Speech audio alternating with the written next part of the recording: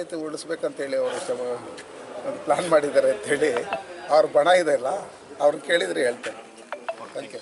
ಮುಖ್ಯಮಂತ್ರಿ ಆದ್ರೂ ಸರಿಯೇ, ಇಲ್ಲ ರಾಹುಲ್ ಗಾಂಧಿ ಬಂದು ಇಲ್ಲಿ ಕರ್ನಾಟಕದಲ್ಲಿ ಮುಖ್ಯಮಂತ್ರಿ ಆದರೂ ಸರಿಯೇ, ಅವರೇನು ಪಾಪಗಳು ಮಾಡಿದ್ದಾರೆ. ಪಾಪದ ಕಡೆ ತುಂಬೋಗಿದೆ ಕರ್ನಾಟಕ ರಾಜ್ಯದಲ್ಲಿ.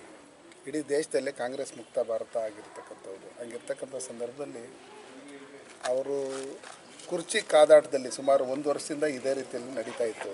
ಕೃಷ್ಣಾರೆಡ್ಡಿ ಅಣ್ಣ ಹೇಳ್ದಂಗೆ ಮುಂದಿನ ದಿನದಲ್ಲೂ ಇವ್ರನ್ನ ಹೆಂಗೆ ಇಳಿಸೋದು ಅನ್ನೋ ಲೆಕ್ಕಾಚಾರದಲ್ಲಿ ಅದೂ ಶುರು ಆಗುತ್ತೆ. ಈಗಾಗಲೇ ಒಂದು ಬಣ ಬೇರೆ ಬೇರೆ ಕಡೆ ಪ್ರೈವೇಟ್ ಹೋಟ್ಲುಗಳಲ್ಲಿ ಅಲ್ಲಿ ಇಲ್ಲೆಲ್ಲ ಮೀಟಿಂಗ್ಲೆಲ್ಲ ಶುರು ಮಾಡಿದ್ದಾರೆ. ನಮ್ಗೆ ಯಾವ ಮಂತ್ರಿ ಕೊಡ್ತಾರೆ, ನಮ್ಗೆ ಯಾವ್ದು ಮಂತ್ರಿ ಕೊಡ್ತಾರೆ, ನಮ್ಮ ಫೇವರ್ ಆಗಿರ್ತಕ್ಕಂಥ ನಮ್ಮ ಬಣದವ್ರಿಗೆ ಕೊಡ್ತಾರೆ, ಆ ಬಣದವ್ರಿಗೆ ಕೊಡ್ತಾರೆ ಅನ್ನೋ ಲೆಕ್ಕಾಚಾರದಲ್ಲಿ ಶುರುವಾಗಿದೆ. ಹಂಗಿರ್ತಕ್ಕಂಥ ಸಂದರ್ಭದಲ್ಲಿ ಅವ್ರು ಏನೇ ಬಂದ್ರೇನು, ಯಾರಿಗೆ ಸುಮಾರು ಒಂದು 10 ಜನ ಕೋರ್ಟ್ಗಳು ಹೊಲ್ಸ್ಕೊಂಡಿದ್ರು ಮುಖ್ಯಮಂತ್ರಿ ಆಗಬೇಕು ಅಂತೇಳಿ. ಈಗಲೂ ಅದು ಆಗೋವರೆಗೂ ಗ್ಯಾರಂಟಿ ಇಲ್ಲ.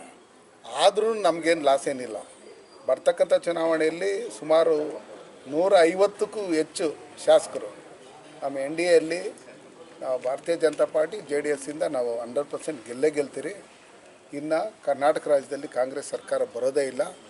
ಅವ್ರು ಏನೇನು ಭ್ರಷ್ಟಾಚಾರ ಮಾಡಿದ್ದಾರೆ ಅಂತೇಳಿ ಇಡೀ ರಾಜ್ಯದ ಜನತೆಗೆ ಗೊತ್ತಿರೋದ್ರಿಂದ ಇವತ್ತು ಪ್ರತಿಯೊಂದು ಇದರಲ್ಲೂ ಇವ್ರಿಗೇನು ಬಡವರಿಗೆ ಅಕ್ಕಿ ಕೊಡ್ತೀರಿ ಅಂತೇಳಿ ಸನ್ಮಾನ್ಯ ನರೇಂದ್ರ ಮೋದಿಜಿಯವ್ರು ಕೊಡ್ತಾ ಇರ್ತಕ್ಕಂಥ 5 kg ಅಕ್ಕಿ ಬಿಟ್ಟರೆ ಬೇರೆ ಇನ್ನೇನು ಕೊಡ್ತಾ ಇಲ್ಲ. ಕೇಳಿದಾಗ ಸಚಿವರು ಆರ್ಕೆ ಉತ್ತರ ಕೊಡೋಂಥದ್ದು, ಪತ್ರಕರ್ತರ ಮೇಲೆ ಧಮಕಿ ಹಾಕೋಂಥದ್ದು, ಬೇರೆ ಬೇರೆ ರೀತಿಯಲ್ಲಿ ಮಾತಾಡೋಂಥದ್ದು ಇದೆಲ್ಲ ನಡೀತಾ ಇದೆ. ಇದನ್ನೆಲ್ಲ ನೋಡಿದಾಗ ಒಂದೊಂದು ತಾಲೂಕಿನಲ್ಲಿ ಒಂದೊಂದು ವಿಧಾನಸಭಾ ಕ್ಷೇತ್ರದಲ್ಲಿ ಕನಿಷ್ಠ ಪಕ್ಷ ಅಂದ್ರೂ 15,000 ಪಡಿತರ ಚೀಟಿಗಳನ್ನು ಇವರು ರದ್ದು ಮಾಡಿದ್ದಾರೆ. ಗೊತ್ತಾಗುತ್ತೆ ಜನಕ್ಕೆ. ಇವಾಗ ಗ್ಯಾರಂಟಿ ಅನ್ನೋ ಲೆಕ್ಕಾಚಾರದಲ್ಲಿ ಓಟ್ ಹಾಕಿರ್ತಕ್ಕಂಥ ಜನಕ್ಕೆ ಯಾವಾಗ ಈ ಪಡಿತರ ಚೀಟಿಗಳನ್ನು ಕ್ಯಾನ್ಸಲ್ ಮಾಡಿರ್ತಕ್ಕಂಥದ್ದು ಇದೆ. ಇವತ್ತು ಅಕ್ಕಿ ಇನ್ನೊಂದು ಮತ್ತೊಂದು ಕೊಡದೇ ಇರ್ತಕ್ಕಂಥದ್ದು, ಸನ್ಮಾನ್ಯ ನರೇಂದ್ರ ಮೋದಿಜಿಯವ್ರು ಕೊಟ್ಟಿರ್ತಕ್ಕಂಥ ಅಕ್ಕಿನೇ ಇವಾಗ ಕೊಡ್ತಾ ಇರ್ತಕ್ಕಂಥದ್ದು. ರಾಗಿನೂ ಕೊಡ್ತೀನಿ ಅಂತೇಳಿ ಅದು 1 ತಿಂಗಳು 2 ತಿಂಗಳು ಪೆಂಡಿಂಗ್ ಇಟ್ಕೊಂಡು ಏನೇನು ಮಾಡ್ತಾ ಇದ್ದಾರೆ ಅಂತೇಳಿ ನೀವು ಈ ನ್ಯಾಯಬೆಲೆ ಅಂಗಡಿಗಳಲ್ಲಿ ಹೋಗಿ ಕೇಳಿದಂಥ ಸಂದರ್ಭದಲ್ಲಿ ಅವರೇ ಹೇಳ್ತಾರೆ. ನೀವು ಕ್ಯಾಮ್ರಾ ಎತ್ಕೊಂಡು ಹೋಗಿಲ್ಲ ಅಂದರೆ ಕರೆಕ್ಟಾಗಿ ಎಲ್ಲ ವಿಷಯಗಳು ಹೇಳ್ತಾರೆ, ಏನೇನು ಹೆಂಗೆ ಅಂತ.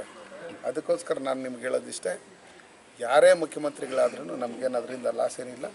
ಅವ್ರ ದಿನ ಇದ್ದಿದ್ದು ತಪ್ಪುಗಳು ಮಾಡ್ತಾನೆ ಇರಿ. ಇದುವರೆಗೂ ಬೇಕಾದಷ್ಟು ತಪ್ಪುಗಳು ಮಾಡಿದ್ದಾರೆ, ಭ್ರಷ್ಟಾಚಾರ ಮಾಡಿದ್ದಾರೆ. ಮುಂದೇನೂ ಅದಕ್ಕಿಂತ ಹೆಚ್ಚಿಗೆ ಭ್ರಷ್ಟಾಚಾರ ಮಾಡಿ ಅವರವರೇ ಕಾಲುಗಳು ಹೇಳ್ಕೊಳ್ಳೋಂಥ ಕೆಲಸಗಳನ್ನು ಮಾಡಿ ಮುಂದಿನ ದಿನಗಳಲ್ಲಿ ಸನ್ಮಾನ್ಯ ನರೇಂದ್ರ ಮೋದಿಜಿಯವರ ನಾಯಕತ್ವದಲ್ಲಿ NDA ಸರ್ಕಾರ ಕರ್ನಾಟಕ ರಾಜ್ಯದಲ್ಲಿ ಬಂದೇ ಬರುತ್ತೆ.